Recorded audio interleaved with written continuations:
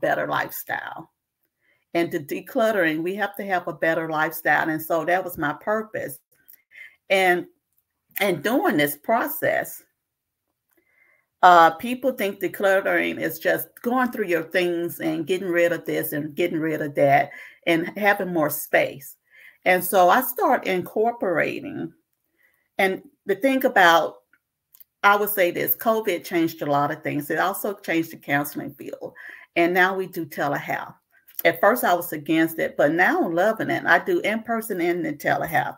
But with telehealth, it's allowing me to go into the people's homes I work with.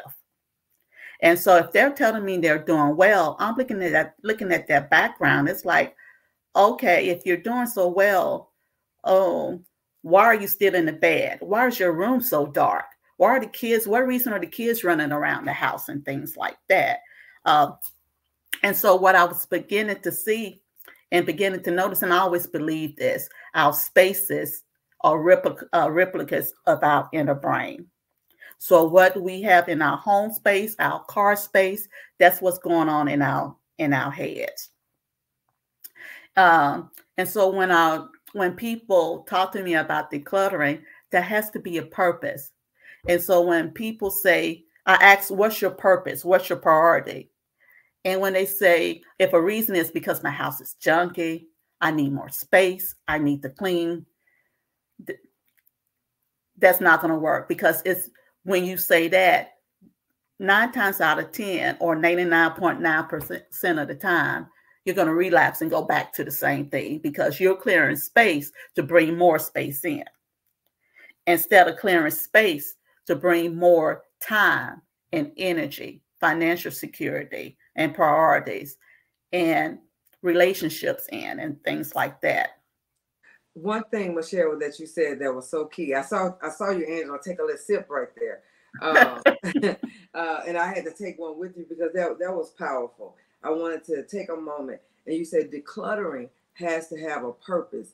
And so sometimes I just want to stop, because many times, how often do we say that? Like, I need to, clean up, or I need to make room, or I need to make space. But what you're saying, or what I'm hearing you say, you can clarify. What I'm hearing you say is, it's deeper than that. It's deeper than you needing space, or it's deeper than you needing to clean, because now we got to get to why that clutter was there in the first place. Yes. Okay. Yes. Okay, I'm sorry. So since, because I was trying to debate on if I would just interrupt here and there, if I'll let you go for a long stint of time and then interrupt. Interrupt whenever you want to. Since Angela already interrupted you, I figured we just throw one or something else in. The other thing that's really good, I think that people need to understand, and I took a sip a couple of times, and because some of that definitely applies to me, because Angela can tell you, she tells everyone all the time that I could open my own boutique because I have so much stuff, clothes, shoes, purses, you name it. And so, not bragging by no means, just saying good that stuff too. That I need to do some decluttering.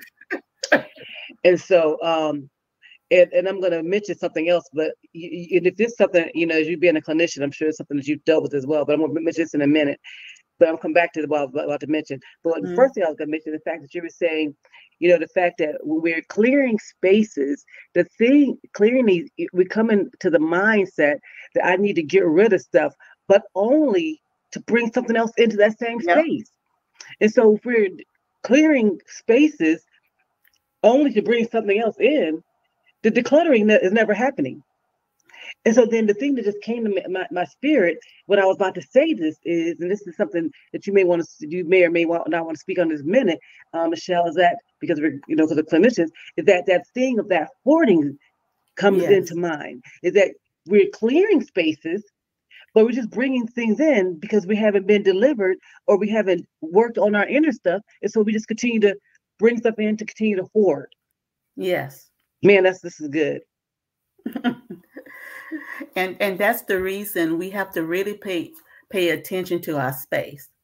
And the word, and what got me into it with decluttering, it teaches us, and it taught me to be more intentional.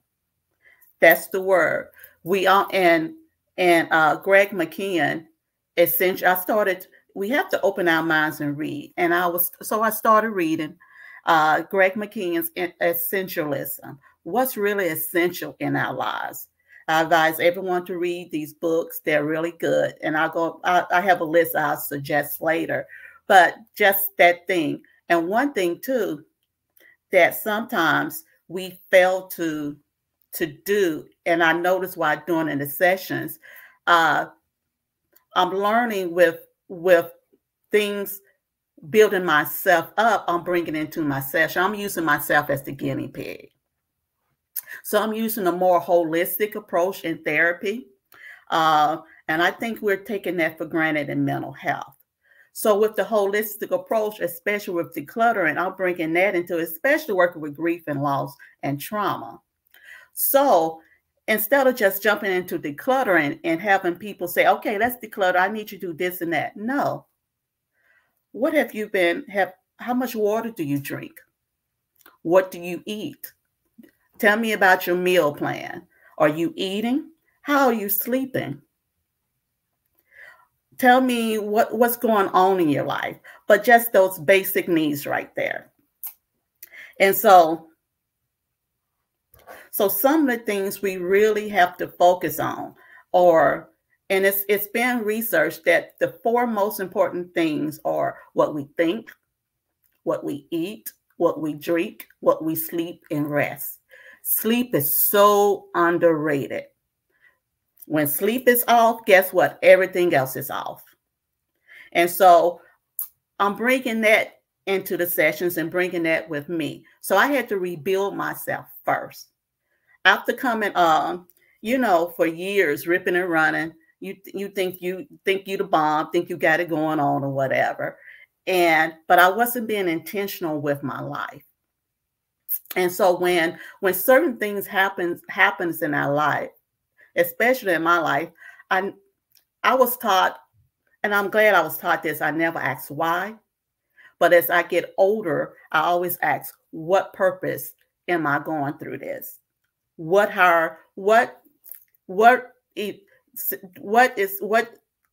lesson is this event supposed to teach me so I can serve greater good by witnessing for God? And so even when I was diagnosed with cancer, I never asked God why. I asked, okay, what reason? What do you want from me? And I had to sit back and listen and become intentional with that. So part of that, so I had to first heal properly. So in order to heal properly, I couldn't think right if I wasn't eating right, if I wasn't drinking water. I'm talking about I try to drink at least 54 to 72 ounces of water. And right now, that's the only thing I drink except for green tea with no sugar or anything, just straight green tea. They have plenty of flavors out there. And I had to start sleeping correctly too.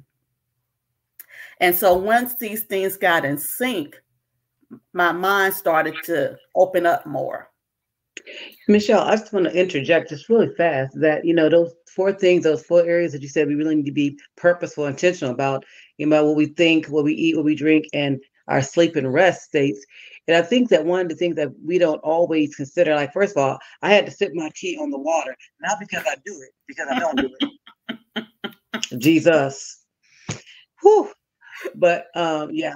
But one of the things, the other thing that you mentioned as far as that sleep rest states, man, I work with the military, and I tell you what, there are so many individuals who deal with all type of sleep disturbances, whether it be, difficulty going to sleep, difficulty remaining asleep, nightmares, while you talk, all types of issues. But I will definitely will testify in that, that whole, if you're not getting that proper sleep, it's so impactful. It impacts your entire being. It impacts your entire day. I even think about Angela. She knows me so well that she had to remind me of this. I was having these issues last month. I'm still having kind of dealing with some, but I wake up like at 1, 2 o'clock in the morning, and I can't go back to sleep for hours on end.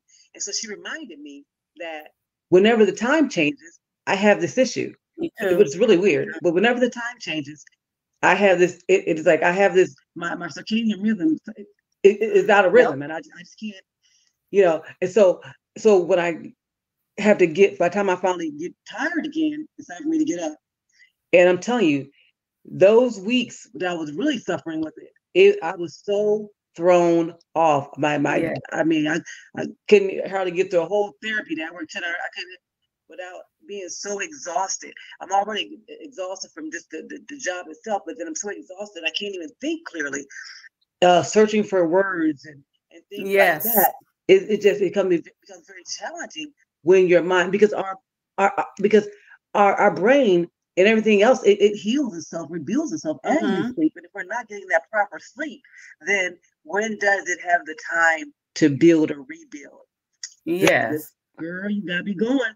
I gotta get your personal information. We got to talk about it. Okay. And it's just, I'm glad you talked about how sleep influences the brain. It also influences, while we're sleeping, it heals our bodies. It heals our cells. It rebuilds our cells. So, and you hit it dead on the nail, Angela. I have the same problem when we time change. I think they need to just stop that. So when your sleep is off, in each session, or when I talk to people, including myself, I ask, what reason is my sleep off? And when people drop hints, the first thing I ask is, what's your sleep hygiene? Do you tell your body what time it is to go to bed? Okay. And so, and that goes into another form of decluttering. And I would talk about that, how we go to bed. But part of going to bed to sleep is declutter how we go to bed. Are you taking your phone to bed with you? I say an hour or two before you go